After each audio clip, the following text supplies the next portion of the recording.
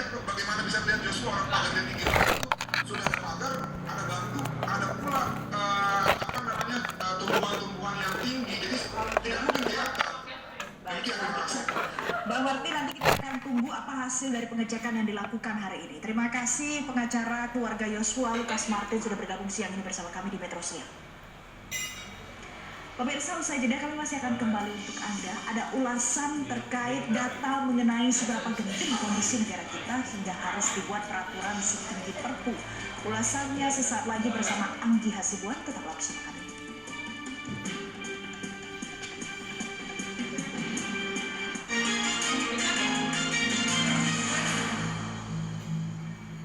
Didukung oleh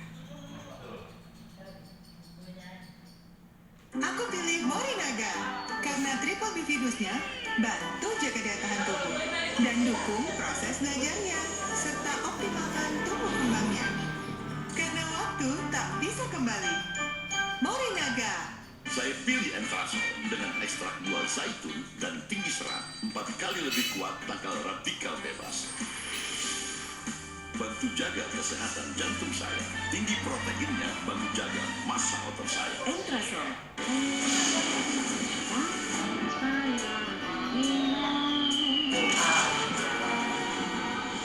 Belum dibetulin? Belum dapat yang bagus, Pak. Tenang, kan ada Nippon Elastic Prima. Hebatnya, Nippon Elastex 3-in-1. Cat dasar, cat anti bocor, cat akhir dalam satu kaleng. Dengan teknologi Hydroflex, bisa meresap ke dalam pori-pori tembok dan menutup retak rambut. Nippon Elastex, bikin rumah tahan bocor lebih dari 5 tahun. Hanya menunggu tanggal 9 Januari keliaran lagi di luar. Mereka adalah insya Allah hakim-hakim yang punya integritas. Jangan sampai bebas begitu saja. Dan semua jelas kok, yang aku jelas, yang ini jelas, jelas.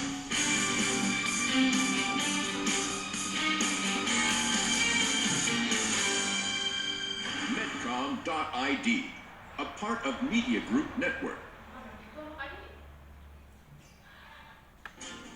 Showbiz, setiap Sabtu dan Minggu jam 8:30 pagi.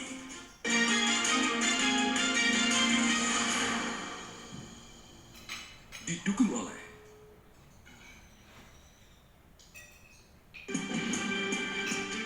kembali di Metro Siang dan kali ini bersama saya Anggi Hasibuan kami akan ulas lagi ini mengenai Undang-Undang Cipta Kerja.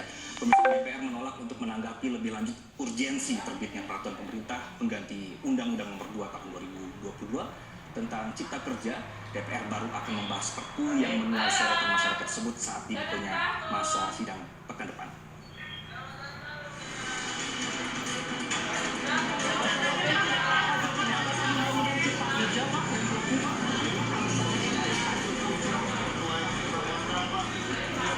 ya biasa dalam setiap kebijakan, dalam setiap keluarnya sebuah regulasi ada pro dan kontra, tapi semuanya bisa kita jelaskan.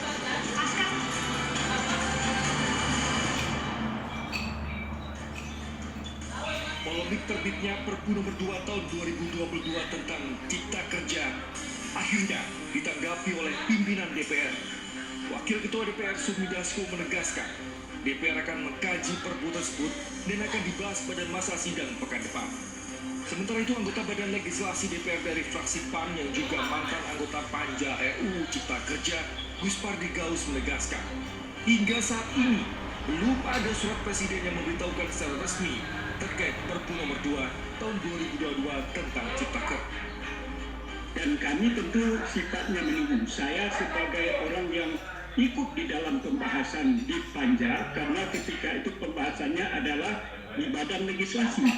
Dan sekarang ini tentu ranahnya bukan di kami, sebagaimana dikatakan oleh Pak Dasko, bahwa belum ada supres yang dikirim oleh Presiden kepada DPR. Nanti mekanismenya tentu pimpinan DPR menyerahkan kepada badan musyawarah. Mantan Hakim Mahkamah Konstitusi Marwar Sihaan menuding pemerintah seperti bermain silat, namun kemudian memukul angin. Dengan menerbitkan Perpu, maka Undang-Undang Cipta Kerja dianggap tidak ada, atau bahkan menjadi tidak ada. Pemerintah harusnya melaksanakan dulu putusan MK itu. Hanya kemudian timbul perpu, maka saya mengatakan ini seperti bermain silat itu, kita mengelakkan satu gerakan daripada misalnya lawan tanding kita, tetapi dia kemudian menjadi memukul angin, karena dengan perpu ini undang-undang Ciptaker itu menjadi tidak ada lagi, sehingga objek putusan MK itu menjadi hilang, yaitu Keputusan Presiden Joko Widodo mengeluarkan Perpu Nomor 2 Tahun 2022 tentang Cipta Kerja disoroti oleh mantan Ketua Mahkamah Konstitusi Hamdan Zulfa. Aparat Mahkamah Konstitusi yang meminta pemerintah memperbaiki cacat formil pada Undang-Undang Cipta Kerja dan bukan mengeluarkan Perpu. Selain itu, unsur kegentingan yang memaksa untuk penerbitan Perpu dinilai tidak terpenuhi. Undang-Undang Cipta Kerja dinyatakan inkonstitusional bersyarat oleh Mahkamah Konstitusi. Undang-undang ini sebelumnya juga telah menuai pro dan kontra di masyarakat karena syarat pasal-pasal yang multitafsir seperti ketentuan PHK, kewajiban pekerja, dan upah minimum pekerja. Dari Jakarta, Tim Liputan Media Group Network.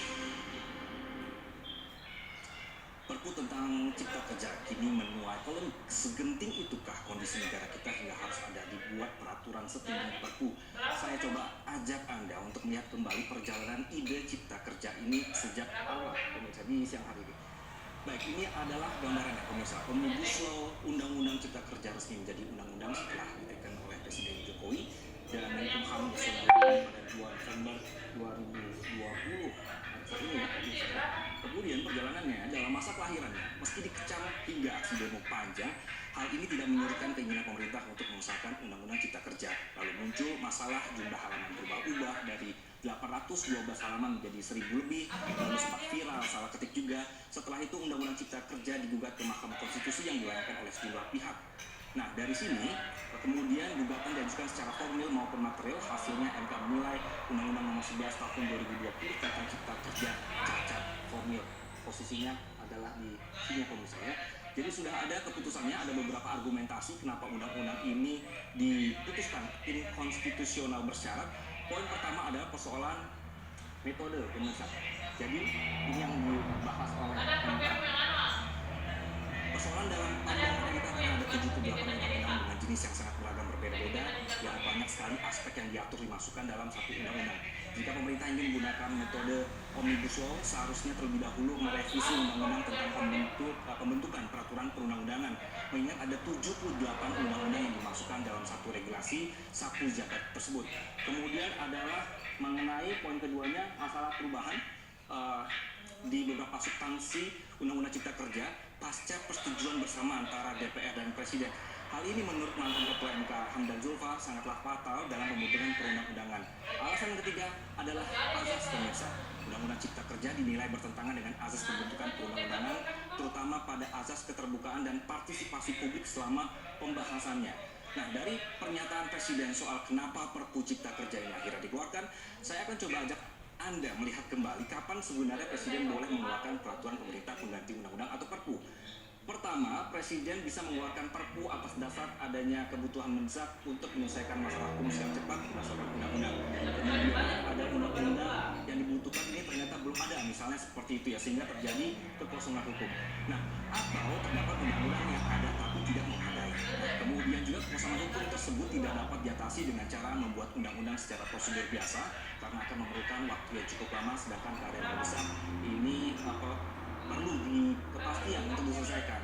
Nah, kalau pemerintah menggunakan alasan ekonomi dalam hal ini, misalnya ya pemirsa, kemarin yang disebutkan adalah bahwa kondisi genting sekali dalam hal investasi. Saya coba kasih gambaran sedikit, pemirsa. Ini adalah secara kumulatif realisasi investasi sepanjang Januari sampai September 2022. Angka di tahun 2022 ini sudah sampai di 892,4 triliun dari targetnya 1.200 triliun. Target tahun depan adalah 1.400 triliun, pemirsa. Apakah ini yang dikejar oleh pemerintah sehingga disebut ada kegentingan tersendiri? Apakah ada krisis ekonomi yang disebutkan? Ini mungkin ada gitu ya, atau juga ancaman inflasi. Tapi apakah alasan ini perlu Perpu dikeluarkan? Belum tentu juga, karena apakah ada saat ini kegentingan ekonomi sehingga perlu Perpu saat itu keluarkan. Ini yang harus dipastikan lagi. Karena makna kegentingan ini belum tepat. Jadi kalau misalnya ada kebijakan ekonomi pun bisa dilakukan dengan undang-undang, dengan dibahas dengan DPR atau cara-cara pembentukan ekonomi pemerintah seperti biasanya, sehingga sekali lagi tidak serta-merta harus pakai Perpu. Oke, kita geser lagi. Misalnya adalah ekonomi tadi sudah dilihat ada penjabaran pemikirannya, kemudian kekosongan hukum. Pemirsa, apakah memang ada sebenarnya gitu ya? Sehingga dalam poin-poin ini menggugurkan makna kepentingan tadi. Misalnya, sebenarnya undang-undang cipta kerja juga masih berlaku kalau misalnya Perpu tidak ada. Kemudian juga masih ada waktu